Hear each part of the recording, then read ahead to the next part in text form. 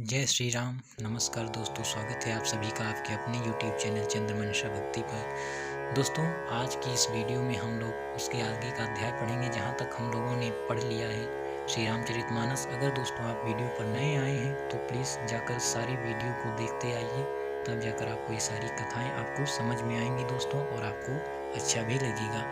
तो चलिए दोस्तों, शुरुआत करते हैं आज का अध्याय। तो दोस्तों, हम लोगों ने इस दोहे तक पढ़ा है।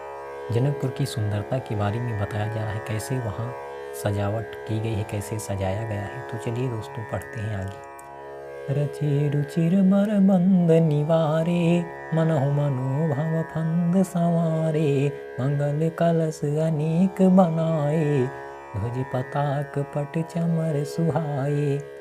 ऐसे सुंदर और उत्तम बंधनवार बनाए, मानो कामदेव ने फंदे सजाई हों।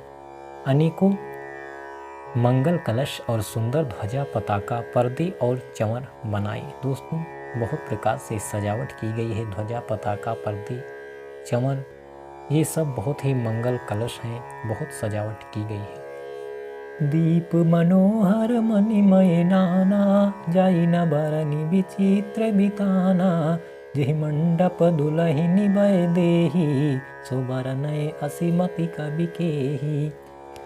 जिसमें मणियों के अनेकों सुंदर दीपक हैं, उस विचित्र मंडप का तो वर्णन ही नहीं किया जा सकता। जिस मंडप में श्री जानकी जी दुल्हन होंगी, किस कवि की ऐसी बुद्धि है जो उसका वर्णन कर सके। दोस्तों, तुलसीदास जी कह रहे हैं, जिस मंडप में जानकी जी बैठेंगी, उस मंडप का तो वर्णन ही नहीं किया जा सकता। दुलहु राम रूप गुण सागर, शोभितानुतिहु लोक उजागर, जनक भवन कै शोभा जैसी, ग्रह ग्रह प्रतिपुर देखिए तैसी। जिस मंडप में रूप और गुणों के समुद्र श्री रामचंद्र जी दूल्हे होंगे, वह मंडप तीनों लोकों में प्रसिद्ध होना ही चाहिए। जनक जी के महल की जैसी शोभा है, वैसी ही शोभा नगर के प्रत्येक घर की दिखाई देती है। दोस्तों, नगर का प्रत्येक घर ऐसा ही है जैसे जनक जी का महल है, जैसी उसकी सुंदरता है, जैसी उसकी सजावट है, वैसा ही सब नजर आ रहा है। और श्री रामचंद्र जी गुणों के समुद्र, जहाँ पर वो रहेंगे उसका तो, उस मंडप की तो प्रसिद्धि होनी ही चाहिए। जेहि तेरहु तिहि समय निहारी, तेहि लघु लगहि भुवन दस चारी, जो संपदा नीच ग्रह सोहा, सो बिलो किशोर नायक मोहा।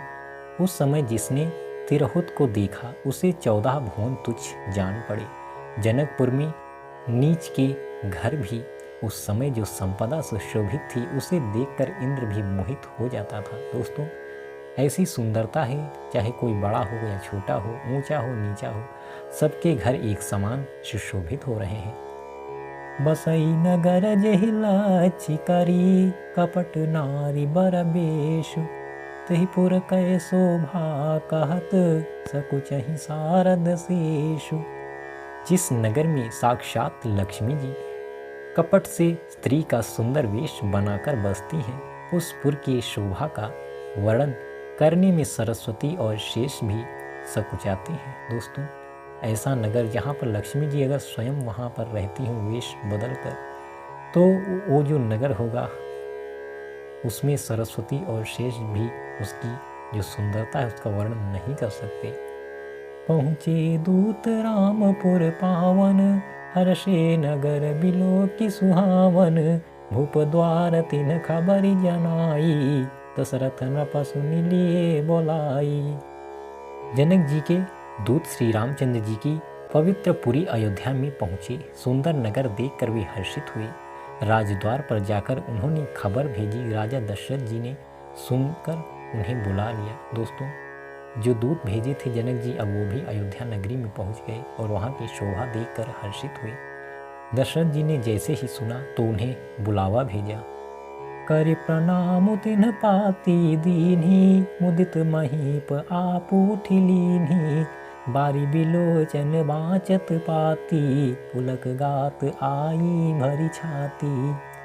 दूतों ने प्रणाम करके चिट्ठी दी। प्रसन्न होकर राजा ने स्वयं उठकर उसे लिया। चिट्ठी बाँचते समय उनके नेत्रों में जल, प्रेम और आनंद के आंसू छा गया। शरीर पुलकित हो गया और छाती भर आई। दोस्तों, जैसे ही उन्होंने उस चिट्ठी को पढ़ा जो जनकपुर से आई थी, तो उसको पढ़ते ही वो इतना प्रेम में और आनंद में भर गए कि आंखों से आंसू छलकने लगे।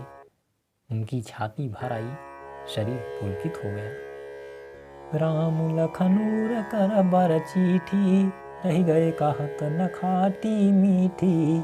पुनि धरि धीर पत्रिका बाची, हर्षी सभा बात सुनि साची। हृदय में राम और लक्ष्मण है, हाथ में सुंदर चिट्ठी है। राजा उसे हाथ में लिए ही रह गए, खट्टी मीठी कुछ भी कह ना सके। फिर धीरज धरकर उन्होंने पत्रिका पढ़ी। दोस्तों, राजा दशरथ जी ने जैसे ही उस चिट्ठी को पढ़ा तो सारे लोग हर्षित हो गए, प्रसन्न हो गए। खेलत रहे तहाँ सुधि पाई, आए भरत सहित हित भाई। पूछत अति स्नेह सकुचाई, तात कहाँ ते पाती आई। भरत जी अपने मित्रों और भाई शत्रुघ्न के साथ जहाँ खेलते थे, वहीं समाचार पाकर वे आ गए। बहुत प्रेम से सकुचाते हुए पूछते हैं, पिताजी चिट्ठी कहाँ से आई है। दोस्तों, भरत जी अपने मित्रों और शत्रुघ्न जी के साथ खेल रहे थे। जब समाचार सुना तो प्रेम से सकुचाते हुए उन्होंने पूछा कि पिताजी ये चिट्ठी कहाँ से आई है। कुशल प्राण प्रिय बंधु दो, अहि कहु के ही देश। सुनि स्नेह साने बचन, बाची बहुरी नरेश। हमारे प्राणों से प्यारे दोनों भाई कहिए, सकुशल तो हैं और वे किस देश में हैं। स्नेह से सने ये वचन सुनकर राजा ने फिर से चिट्ठी पढ़ी। दोस्तों, जैसे ही भरत जी ने उनकी कुशलता पूछी दोनों भाइयों की, तो राजा दशरथ ने फिर से वही चिट्ठी पढ़ी।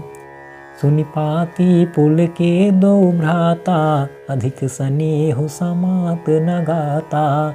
प्रीति पुनीत भारत कै देखी, सकल सभा सुख लह्यो विशेषी। चिट्ठी सुनकर दोनों भाई पुलकित हो गए। स्नेह इतना अधिक हो गया कि वह शरीर में समाता नहीं। भरत जी का पवित्र प्रेम देखकर सारी सभा ने विशेष सुख पाया। सभी लोग खुशी हो गए। जब ऐसा समाचार सुना तो भरत जी भी प्रेम में मग्न हो गए। तब नपदूत निकट बैठारे, मधुर मनोहर बचन उचारे। भैया कहु कुशल दो बारे, तुम्हनी के निज नयन निहारे। तब राजा दूतों को पास बैठाकर मन को हरने वाले मीठे वचन बोली, भैया कहो, दोनों बच्चे कुशल से तो हैं, तुमने अपनी आंखों से उन्हें अच्छी तरह देखा है ना। दोस्तों, दशरथ जी दोनों दूतों को, जो दूत वहाँ से आए थे, उनको बुलाया और पूछा, भैया कि दोनों भाई कुशल से तो हैं, तुमने देखा है ना उन्हें। श्यामल गौर धरे धनु भाथा, बय किशोर कौशिक मुनि साथा। पहचानहु तुम कहु सुभाऊ, प्रेम विवश पुनि पुनि कहराऊ। सांवले और गोरे शरीर वाले वे धनुष और तरकस धारण किए रहते हैं। किशोर अवस्था है, विश्वामित्र मुनि के साथ हैं। तुम उनको पहचानते हो तो उनका स्वभाव बताओ। राजा प्रेम के विशेष वश होने से बार बार इस प्रकार कह पूछ रहे हैं। दोस्तों, वो कह रहे हैं कि वो कैसे दिखते हैं, सांवले हैं, गोरे हैं और विश्वामित्र मुनि के साथ में है, तुम पहचानते हो तो उनका स्वभाव बताओ। ये बार बार वो पूछ रहे हैं। जा दिन ते मुनि गए लवाई, तब ते आज साची सुधि पाई। कहु विदेह कवन विधि जाने, सुनि प्रिय बचन दूत मुस्काने। भैया, जिस दिन से मुनि उन्हें लिवा ले गए, तब से आज ही हमने सच्ची खबर पाई है। कहो तो महाराज, जनक ने उन्हें कैसे पहचाना। ये प्रिय प्रेम भरे वचन सुनकर दूत मुस्कराए। दोस्तों, दशरथ जी ने कहा, जब से गए हैं आज ही मुझे उनकी सुध मिली है। और जनक जी ने उन्हें कैसे पहचाना, ये सुनकर दूत मुस्कुराए। सुनहु महीपति मुकुट मणि, तुम सम धन्य न को। राम लखन जिन्ह के तनये, विश्व विभूषण दो। दूतों ने कहा, हे राजाओं के मुकुटमणि, सुनिए आपके समान धन्य और कोई नहीं है, जिनके राम लक्ष्मण जैसे पुत्र हैं, जो दोनों विश्व के विभूषण हैं। दोस्तों, दूतों ने कहा, जो आपके पुत्र हैं, विश्व के विभूषण हैं, आपके समान धन्य और कोई नहीं, जिनके राम लक्ष्मण जैसे पुत्र हैं। तो दोस्तों, आज के अध्याय में बस यहीं तक हम लोग पढ़ेंगे। आप बने रहिए हमारे साथ। जय श्री राम। नमस्कार।